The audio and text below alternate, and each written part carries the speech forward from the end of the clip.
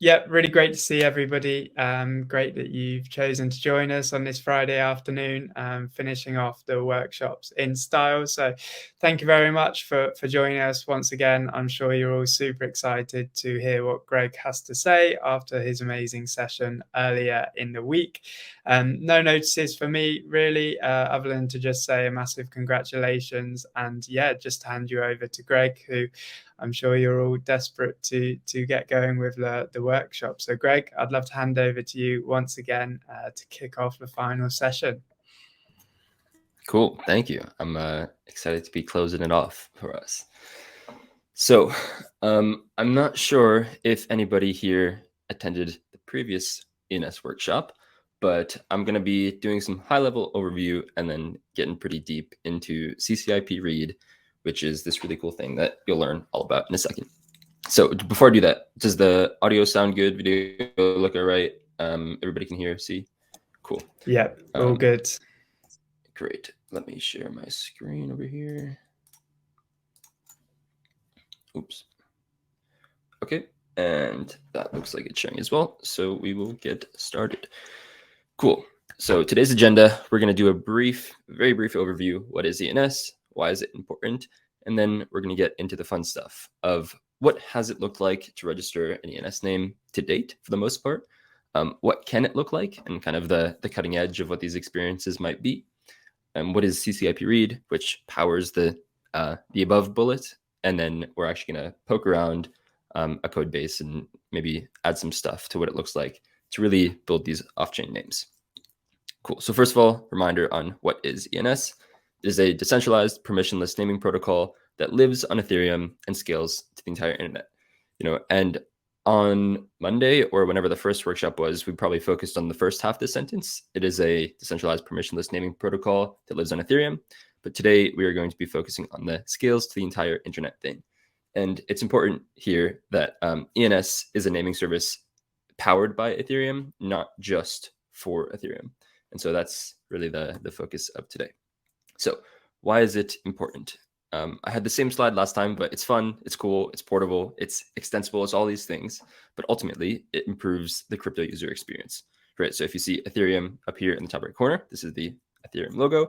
ENS is just a nice wrapper on top of the Ethereum logo because we like to improve the user experience of Ethereum and really crypto overall.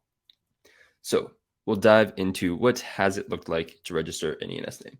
I'm curious while I go over this, if anybody in the chat comments if they already have a name, that'd be cool to see. But this type of experience might look familiar, right? You go to register your cool name.eth for 1 year. And right now it's not too expensive, right? Like it would be the same.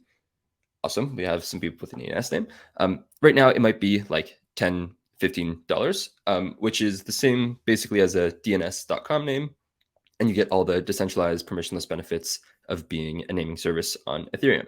And so that's okay.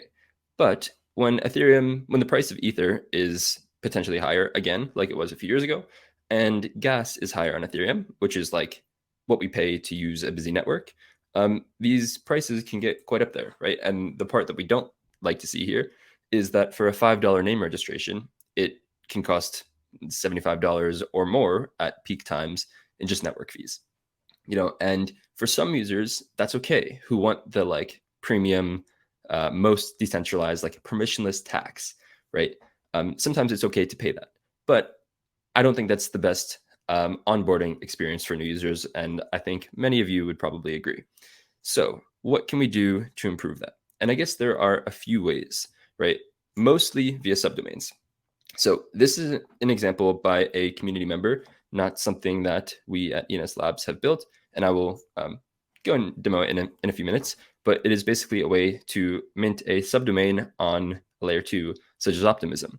And so here you can see a subdomain of ecc.eth will cost me 7 cents to do, right? And that is a huge difference between $75 and gas. It's really just a few pennies. And this has some benefits over the next example, which I will get to in a second.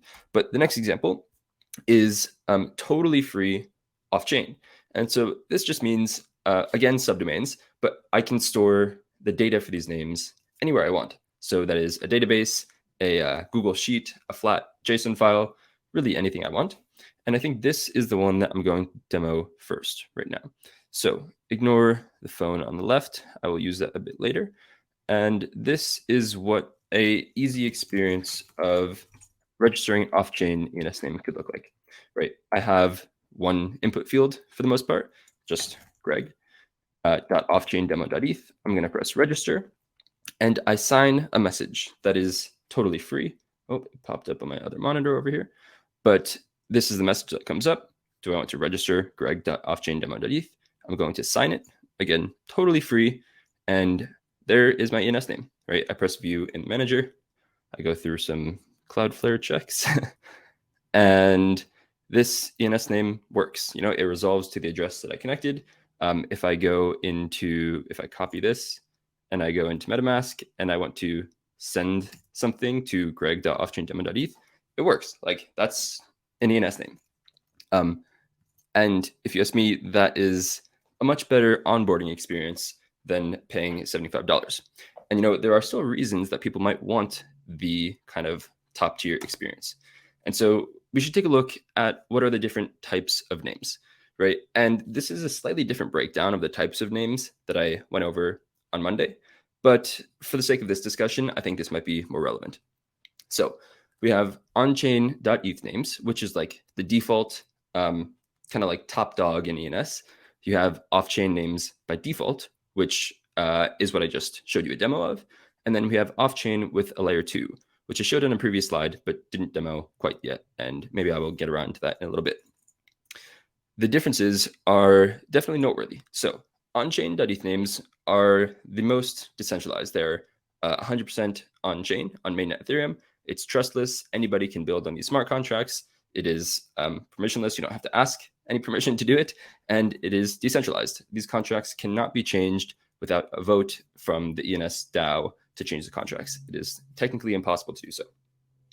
Then, so this is useful for people that are like hardcore crypto, really are leaning into these ethos, but ultimately not everybody has the same values, right? Some people, instead of using Uniswap or like an on-chain decentralized exchange, will just stick to Coinbase, which is totally okay. But I think it's important to note that ENS has options for all of these people. And I'll get back to an example specifically around Coinbase in a minute. But off-chain by default, like I just showed you, is the most trusted and centralized we have, which isn't always bad, right? So it's trusted, it's permissioned, it's centralized. I can delete these names at any time.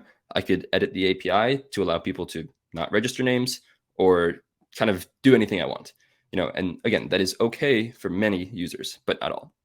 Then our kind of coolest option, and still very much in development, so I won't be diving too deep into demos on it today because it's quite complex and not totally ready for sharing, but it is somewhere in the middle, right? It's trust minimized. It's still permissionless, and it is mostly decentralized. So what that means is it still includes this like server in the middle, this gateway service, which I, again, will get into in a minute. But the worst that the developer can do is just turn off the service. They can't delete the records or manipulate the records or anything like that. And so it's an up and coming, really cool third option for developers to explore. So what is, and the commonality between these last two things is that they're both powered by CCIP Read. I don't know why my doc just showed up down here. So 1 second. Okay, there we go. So all the off-chain options and what we'll be diving into today, a lot of the scaling around ENS is powered by CCIP Read. So CCIP Read might be a little bit daunting at first, but let me find a link for you guys to look at after this, if you would like. I'm going to drop this in the chat. Cool. CCIP Read, also known as EIP 3668, is a way to safely retrieve off-chain data from a smart contract. And what that looks like is this. And don't get too overwhelmed with these diagrams. I'm usually not good at reading them either, but I think it's just helpful to understand how they work, right? So in this case, the client is like a front end, a website, And all of this stuff is abstracted by libraries like ethers.js or VM or WAGMI, which you guys might already know at this point. But the idea is very similar. The client will reach out to a smart contract asking for it to resolve a name or do some function. Right? I think it's important to note that CCIP Read is an Ethereum application level spec. It has nothing inherently to do with ENS. Our team just happened to write it and be a big user of it, but anybody can use it. And yes, I see somebody asked for the off-chain demo link. So I will paste that in the chat as well. And I believe it has a link to the repo, which we will be diving into in a few minutes. So feel free to poke around or wait until we get into that.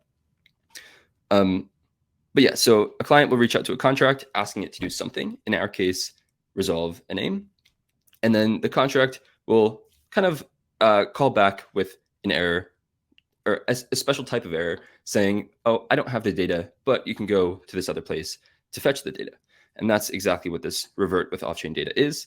And then the client will transparently go to the gateway, ask for data back, verify it from the contract, and you have your answer. So it sounds complicated, but we have libraries and template code to like abstract most of this away to the point where it could just be as easy as working with an API, which is what we will be doing in a little bit. So that's the more technical side, but what does it look like in practice? The specification is what I just dropped in the chat, EIP 3668, and the implementation is what we will be getting into in a minute. Or actually, let me show you what this implementation looks like. So you can see how it really looks in a contract. So this is a off-chain resolver contract, which we'll be poking around more in a minute. But just to really show you a tangible example of where that revert with off-chain lookup is coming in this resolve function right here, where we go to resolve data from an ENS name. Instead of looking at internal storage, we are reverting with this off-chain lookup, telling the client that no, our name is stored somewhere else, right? And that is how CCIP Read works in the context of ENS. Cool. So more specific to ENS, right? Again, CCIP Read is not just for ENS, but our use of it is like this. So ENS works in this registry format, basically one big lookup table to see where every name is. A name has a resolver, and the resolver stores all the data for the name. So Greg Skriloff.eth uses the default public resolver right here, OX4976, so on. But anybody can use a custom resolver, and those custom resolvers are what can implement CCIP Read. So for example, here I have sub.offchaindemo.eth. That's what I do most of this off-chain experimental work around, right? And that has a special resolver, OXDB34, so on. And so if we look deeper into those resolvers, we have the contract on the left side and the data source. Like I was saying before, resolvers by default use kind of their internal storage on mainnet Ethereum, which is why it's expensive to manage name records and all that fun stuff. But we can use a custom resolver, which uses a data source that is some off-chain gateway. And then that off-chain gateway can really read anything. So like I said before, that off-chain gateway could read from a local JSON file, it could read from a database, it could read from a layer 2, and so on. So maybe you're starting to see how the difference between the layer 2 stuff and the normal off-chain stuff works. They both go through a gateway, but they have different trust assumptions based on what the gateway is reading from and how that data is verified on-chain later. I know I might be skipping some parts there, so feel free to ask questions and I can dive in deeper. Yeah, so this is what I was just saying, highlighting the off-chain resolver contract and the CCIP Read gateway. Those are the two pieces that you'll need to get this working. Cool. Before we get into the coding, or the coding is really the next step, do we have any questions so far or stuff that I might have skipped over or additional questions that might be related? I will pause for a second, take a sip of water. Otherwise, we can start poking around some code. Yeah, of course. If anyone thinks of any questions, either in the chat or the question panel, either of those are fine. And if Greg doesn't see them, I can shout them out. And yeah, hopefully we get those answered. But for now, Greg, I don't see any, but I will keep an eye on the chat and let you know if any come through. Awesome. So that means it is coding time. Okay. I have a window over here, and this, I'm going to link to this repo as well. Just right there. And hopefully we can get some of these links in the recording description later on. I will send them to you after, Rory. Cool. But this is kind of the template repo that we have for setting up off-chain names in the way that that I'm personally doing it on that off-chain demo. So there are two pieces to this repo, right? There is a gateway, the CCIP Read gateway. There is the smart contract, which I don't include in here, but we have a nice friendly tool to deploy your own, which I will also touch on. And then we have a front-end application to really like use the gateway service. So let's first go into the web part, just to show you how simple it is to potentially interact with these names. So I will start this up, and I will open it over here. And we might get a little crowded on these screens, but we'll do what we can. So this is the web application, same as you saw on offchain.ens.gregskrill.com, my annoyingly long demo link. And here, this is just normal front-end code, really nothing special at all, that makes a post request to a Cloudflare worker or any type of server that is basically saving a record in a database. And that's it, like a normal API call that saves a record in a database. And then the CCIP Read gateway or the Cloudflare worker itself really takes care of the rest. Great. And so there's not too much to go over here. I guess I'm making one fetch request to the gateway and including my body, right? And this body here includes all the records for the name that I might want to use. And feel free to, again, ask questions at any time. And then we have this gateway. So the CCIP Read gateway is really where all the magic happens. It gets a request from a client with a bunch of encoded data, and it decodes that data. It verifies that it's coming from a contract that it expects, and it basically processes that data and returns some result. And we have that base implementation, plus also adding some different stuff, right? So the only required endpoint of a CCIP Read gateway is this sender data thing right here. This is the CCIP Read lookup, and then we've added some other ones for convenience if you wanted to like make your own off-chain namespace effectively. And before we start actually coding, I'll show you Coinbase's example of this, and we'll basically be recreating Coinbase's off-chain name system here today, which is very exciting. So I'll poke around this code for a minute, just to get you guys familiar. And we'll close the web folder, open worker, and right here you can see, and I'm going to adjust a little bit. We have this router with a few API endpoints. Most importantly, again, the CCIP Read lookup, and then also our convenience ones. The CCIP Read lookup handles everything. Sorry, I just hit the mic. Handles everything based on our libraries and boilerplate code. So what that looks like is, most importantly, this. We have this database kind of interface that mimics an on-chain resolver, but off-chain. And so we can look up address records, text records, and content hash records. These are really the three core types of records on an ENS name. And what we're doing here is mimicking that just in a gateway rather than an on-chain contract, which means free requests instead of expensive requests to write, that is. And so in this address lookup, we can simply get a name from anywhere we want. And in our case, we are using a database, but this is where you could use a layer 2. And I'll show you the OptiNames demo in a few minutes, which does exactly that. Sorry if I'm jumping around a lot here, but hopefully you guys are following okay.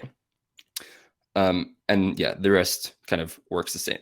So when a client comes in and makes a request to our contract, our off-chain resolver contract from before, then the off-chain resolver contract goes back to the client, and the client hits our gateway endpoint.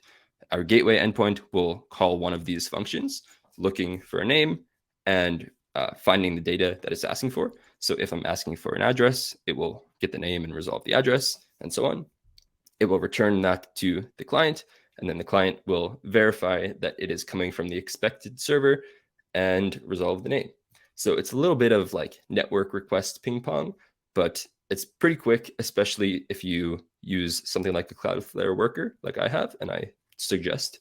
And yeah, it's a pretty cool experience. So I'll show 2 demos, and then we will start modifying this code, because this boilerplate as is just like works, but we will make it maybe a little bit cooler. So I'm going to open my phone over here, and I know I'm going a little quick, so feel free to slow me down or tell me that I'm going too fast, and happy to adjust. So if we look at the left side of my screen over here, we have Coinbase Wallet.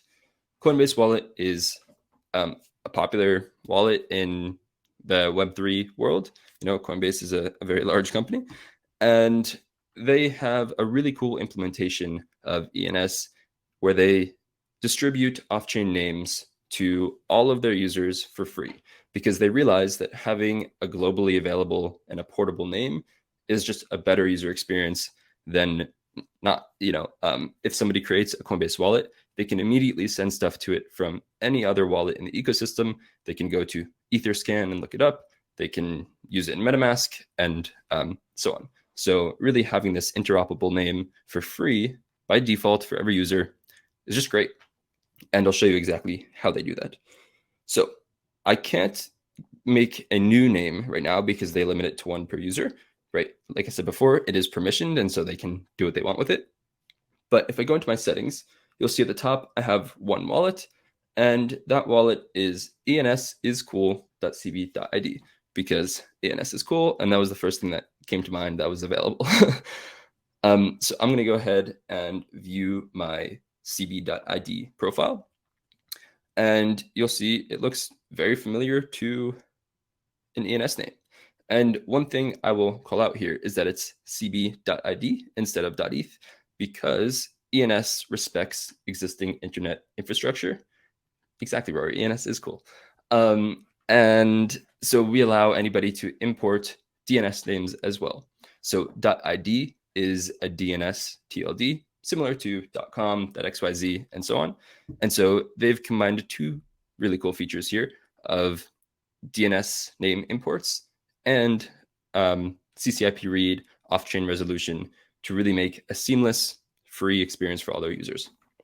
So this is my profile on Coinbase Wallet, and it is under the name ensiscool.cb.id.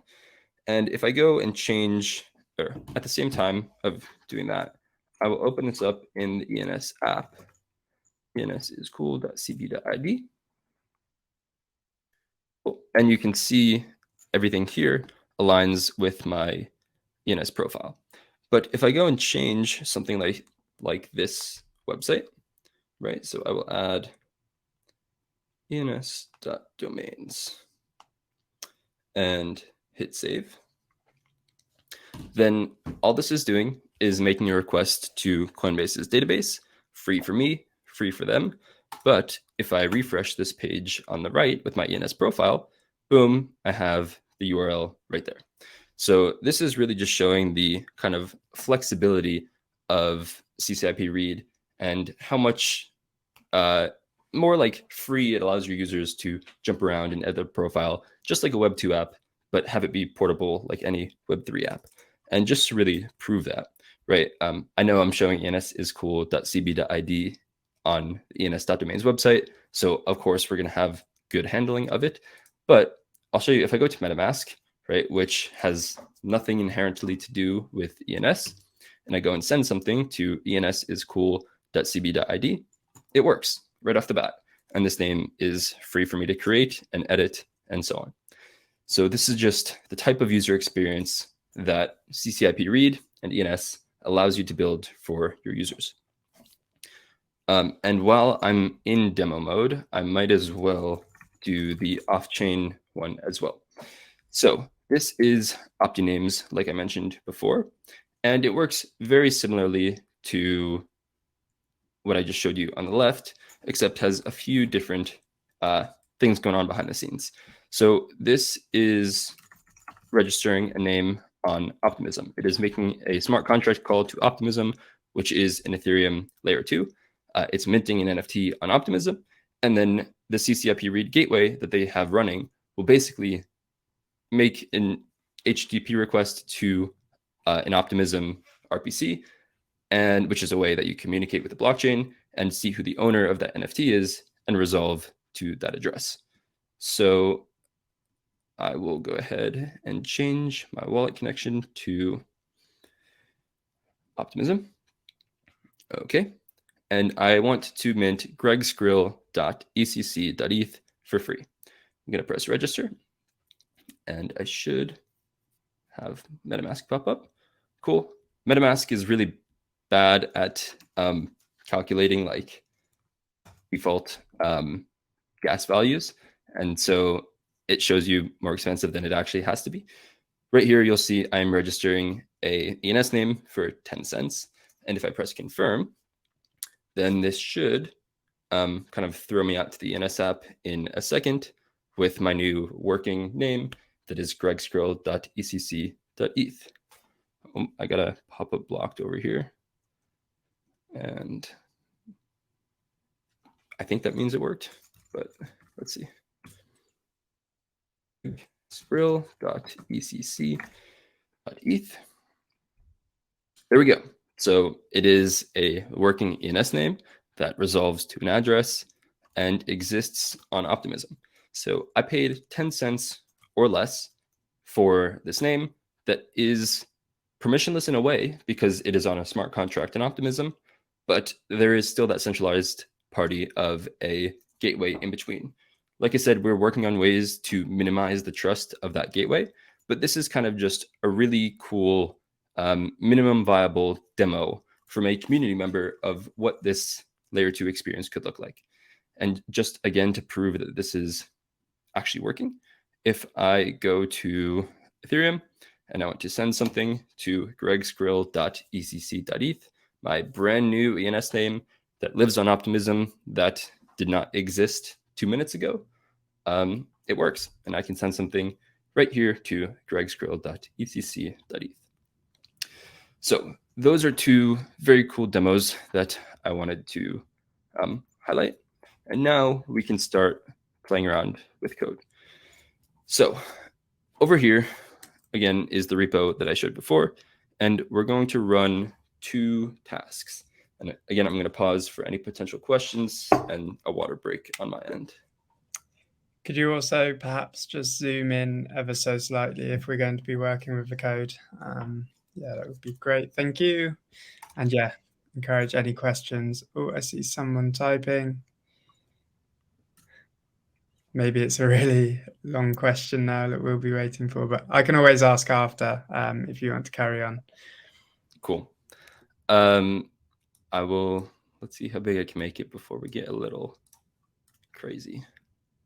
That might be too much. Okay, I can zoom into things as we get there, but hopefully this is an all right starting point. So this is going to get pretty deep pretty quick, I think, but it'll be fun. So I don't know what's going on over here, but we'll run with it. So I have 2 terminal windows open. I have a worker, which is cut off, and I have a web application over here. So the web application is already running, right? This is what we have at localhost 3000. And then I'm going to run yarn dev in my worker directory. And so now I have the Cloudflare worker running locally as well. And just to poke around, right, I will go to one of the endpoints that we have, which is, /names. And these are the names that are stored in my local database. So, and I'll show you just for demo purposes that if I go into the web app, right, I'm going to change the URL that it's making requests to from the deployed worker to the local worker. And so what this means is if I refresh my web app on the right and I create a name, I don't know, testing.offchaindemo.eth and say, hey, I should be able to register this, assign a message, and it won't be in the ENS manager because it is stored locally. But if I go back to my /names endpoint and refresh, then boom, we can see that that endpoint successfully added it to our database. Awesome. So we saw Coinbase's demo of having similar to what we have here, honestly, but a few more records. And why not just try and mimic what Coinbase has? Because I think their implementation is really great. And if they, as a big public company, are building out cool ENS demos, then we should be able to match them. So what I'm going to do here is try and catch up to what Coinbase has. So I'm opening it on my phone just to reference what they have over here. And cool, they have a name similar to us. Then they have a bio input or a description as we already have. They also accept Twitter username and GitHub username.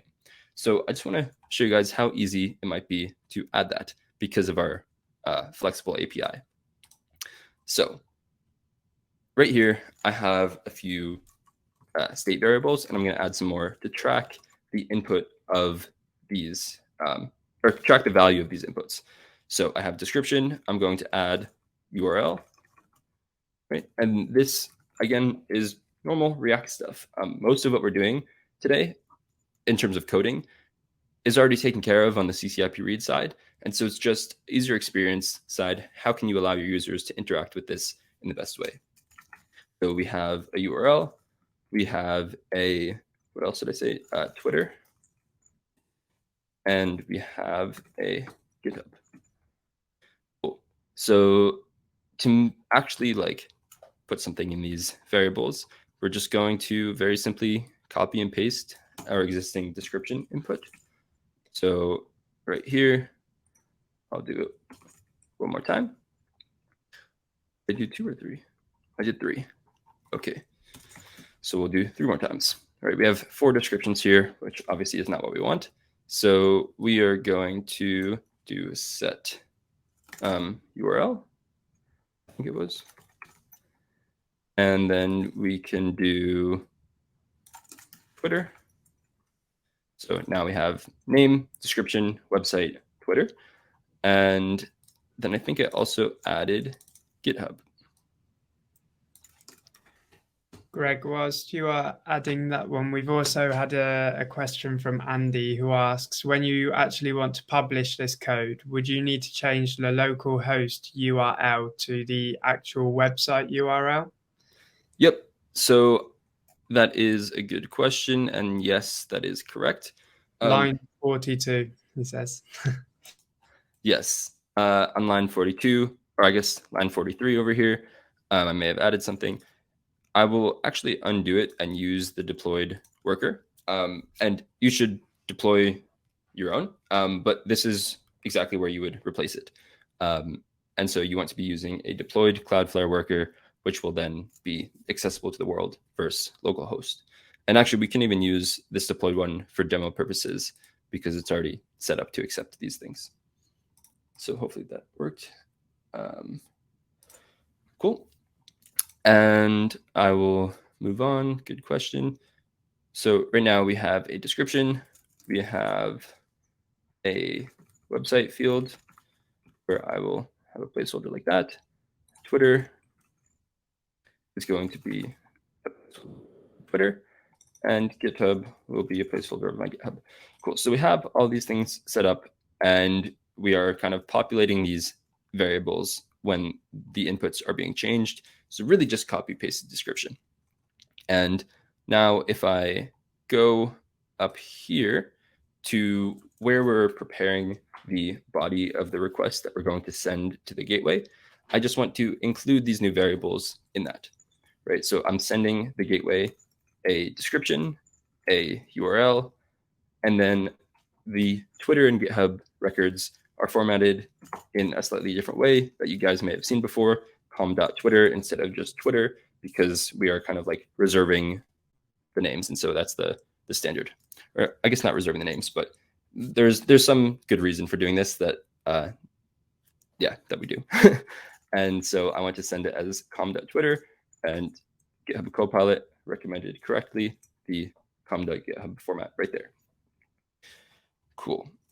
So again, the only changes we've made so far is just front-end stuff, no gateway things at all, because our gateway is flexible to accept any type of text records. And so I'm going to type in, again, greg.offchaindemo.eth. And while I do that, I'm going to open it in the ENS app on the side. So we see right now, greg.offchaindemo.eth is an ENS name because I've already created it, but it does not have a website. It does not have a description. It does not have a Twitter or a GitHub. It's pretty bland in terms of just having an ETH address. And so the gateway is set up, whereas if I type in a name again and I'm the owner of that name, then I'm able to update the records. So I'm going to say this, this is a live demo and hopefully it works. And then my website will be gregskrill.com. My Twitter will be gregskrill, and my GitHub will be gskrill. So effectively, these are editing your ENS text records normally, or by default, which you do on chain and cost at least a few dollars.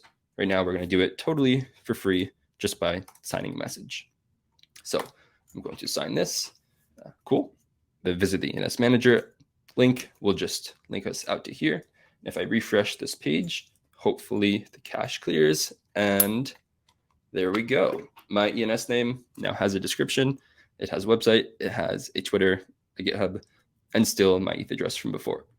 So as a developer, I would be able to build any application that reads ENS text records of any kind, and it works with this off-chain name because off-chain names function very similar to on-chain names in terms of the resolution process. And so it all kind of happens transparently. But water break as I see somebody typing.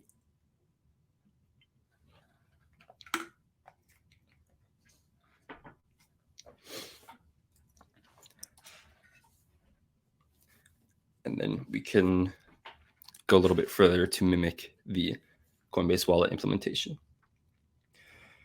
Could you go through again the part about the database and smart contract for this demo? Totally.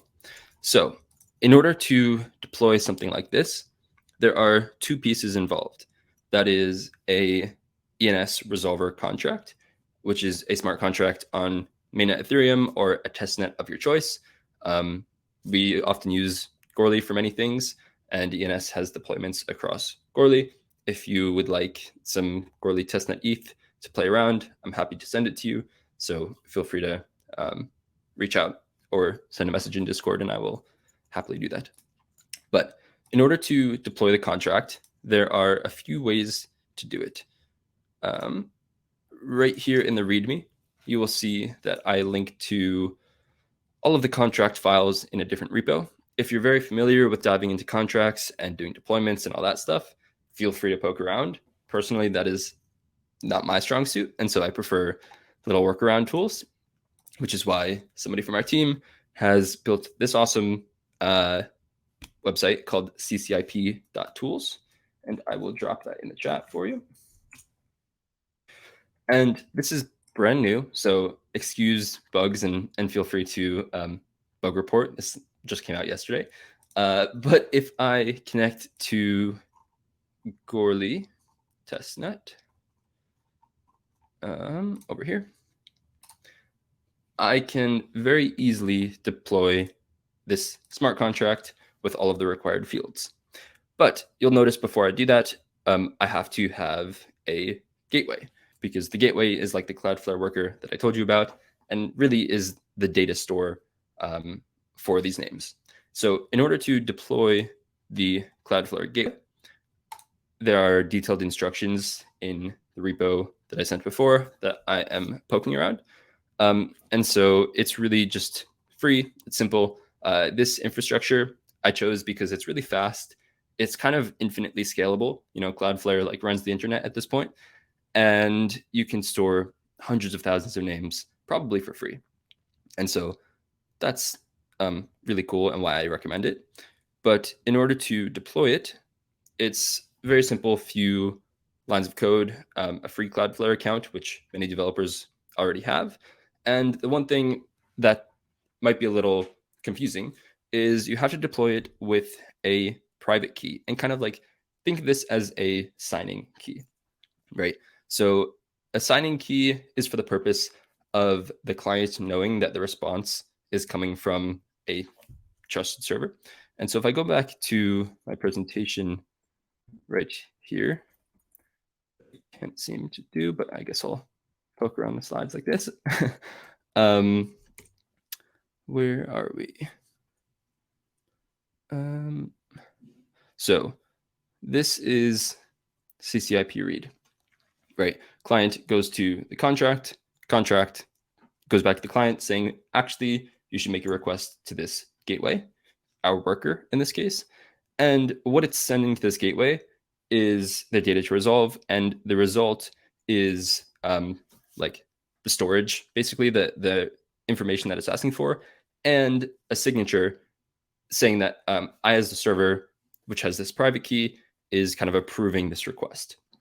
The client then makes this callback function, which kind of validates that that signature checks out against the signers that you've approved in the contract. And so this is if somebody took over your gateway somehow, right? You changed the URL on Cloudflare, forgot to update it in the contract, and somebody took over that same URL. If they don't have your private key, they can't operate the gateway, right? The client would just invalidate all of those requests. And so the signing key is important here. And you can spin up a brand new private key. I don't recommend using anything that has funds. It is simply for signing, no ETH, testnet, or mainnet required at all. And we have easy instructions on how to set that up as well. So when you're deploying the contract, you would do it like so. My gateway is deployed at ens-gateway.gregskrill.workers.dev. That's my Cloudflare development URL, right? And within this, you will see that my API routes, look like this. And the CCIP read endpoint starts with lookup sender data.json. So I'm going to just paste that in right here. My gateway URL will be the base URL from Cloudflare /lookup/sender/data.json. And this is telling the contract everything it needs to know about where to send those off-chain lookup requests. And then the signers is an array of addresses that are like the public address to the private key that you upload on the server. I know this is quite complex, so let me know if this isn't totally clear. But the signing key is a public address. And so say I want to use the private key of gregskrill.eth, which is an Ethereum wallet, on the server. Again, I would not recommend that, but just for demo's sake, I would add the public address to that private key in this field right here as a signer, and then I would just press deploy. And this will deploy a copy of the off-chain resolver contract, our kind of like base level demo, to Goerli, which will take care of the smart contract part. And so when a client makes a request to the gateway, it will check that the private key you've stored on the Cloudflare worker matches the public address that you've set as a signer over here. And then the last step to actually set it up for an ENS name is when you deploy this contract, you will get a contract address. And that contract address is an ENS resolver, right? That ENS resolver has to be, or you have to like specify that you want to use that resolver for a given name. And so if I go to offchaindemo.eth and I go to more, I scroll down, I have this resolver section over here. Oops. And this is where you set the resolver, which is the contract that you just deployed from the CCIP.tools website. And so if I was to connect a wallet to the ENS app, it will see that I'm the owner of this name. I can edit the resolver, a custom resolver, and I place in the contract that I just deployed. With these pieces ready to go, right, you have a resolver contract deployed, you have set it as the resolver for your name, and then you have deployed the gateway contract with the private key of the public address that you kind of set in the contract. Everything will be good to go. It will work. It will sign your messages. And that is where you get to the point of being able to just mess around with the front end stuff very easily. Sorry if I mispronounced your name. Did that answer the question? Do you have anything that you want me to dive deeper into? I know it was a little overwhelming. We're slowly improving the tooling for this stuff. And so always open for feedback around that. I see you typing. Awesome. And if you run into any issues with that, I am more than happy to help on Discord or even set up a call and really walk you through everything. So always happy to help with that stuff. Cool. And with 10 minutes left, I don't know exactly how much we will be able to. Thanks, Rory, for dropping that link. I don't know exactly how much we'll be able to match Coinbase's experience of limiting users to one name, but we can just start playing around and see how far we get. So what are the differences right now between our experience and Coinbase Wallet's experience, which is like, I would consider top-notch in this off-chain ENS world, right? We have all the same records. We allow them to register a name, but Coinbase Wallet only allows one name per user. And so if we want to be able to look up if a user already has a name, and if they do, make it more like editing a profile rather than registering a new one through our current setup. And so you can imagine what we need to do to get that to work. And it's really a few steps. So right now we have an endpoint to return all names. So if I go to ENS-gateway, all this stuff, /names, I have an endpoint to return all of the names. But really what I want to do is return all names by an owner. So I'm going to add a new endpoint here that just pretty much copies names, and it's going to be names by owner. So what I want to be able to do is add something to the end of this URL. So /names/this, and right now we're getting not found, but it should return me all of the names that are registered to the same address. I can check then if that user already has a name. We're going to change the front end to edit those records instead of create a new name. So the way we want to do that is new endpoint with a new function called getNames by owner. Of course, that doesn't exist yet, so we are going to do that. And I'm just doing this to get you familiar with like the way I've set up this repo, and hopefully getting you guys comfortable hopping around. So like I said, we're going to mimic, for the most part, getNames. And so I will just find this getNames repo. And I also have this getName function. And now that I think about it, we're actually more closely mimicking getName than getNames. I'm going to create a new function in the handlers directory called getNames by owner, because that's the purpose of this endpoint. And I'm just going to start by literally copying and pasting my getName function, because this has most of what we want, and I'm going to accept not a name here, but I want to accept an owner as a parameter. And I'm using Zod here as a way to basically just protect the type safety of these endpoints. So all of this stuff is maybe overkill, but I like to be extra safe. And so that's what that's for. The rest of this should be fairly standard TypeScript code, right? From that, from these parameters, we want to get access to this owner, right? And so what I'm going to do is make a request to our database, which is also a Cloudflare service called Cloudflare D1. It's their kind of serverless SQL database. It's brand new. It's in alpha, but I've been liking it a lot, and it's super quick and very affordable, so that's good. And I'm going to make a request to this database to get all names that have the owner as passed into the URL.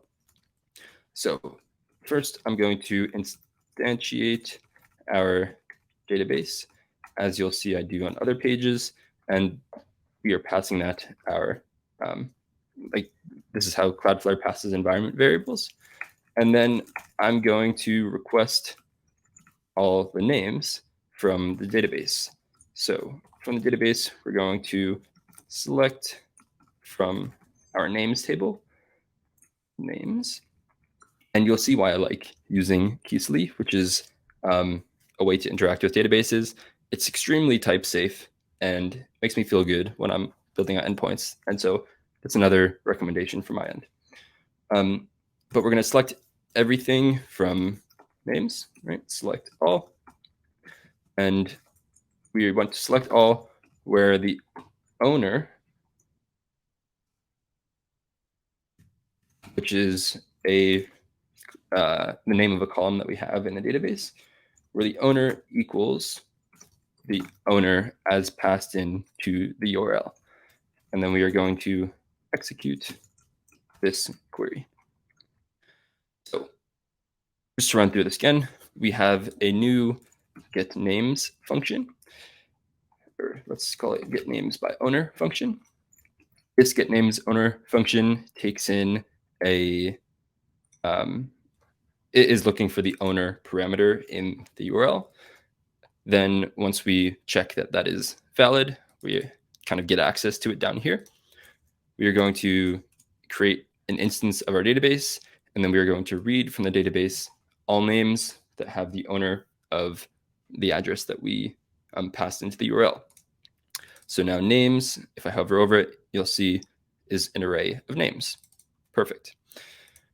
So what I want to do here is simply return the array of names. And if I save this, we should have a working endpoint in just a second. So I have this little index file to export all of the routes. So get names, I'm going to also export a new function, getNamesByOwner. And then back in our index file, I'm going to update our handlers import right here. And so you'll see I just added the import to getNamesByOwner. So if I have this getNamesByOwner, and what I actually want to give it is these two variables, it accepts the worker request and the environment variables. Like I said before, this is kind of just the structure of how Cloudflare endpoints work. And cool. Now, if I refresh this page on the right, which again is looking for all the names that are owned by a certain address, if I refresh it, I'm looking at the deployed version, not the local version. Okay, so I want to go to all names, and I see I have these three names. They're all owned by the same address. And so I should be able to go to names/this, boom.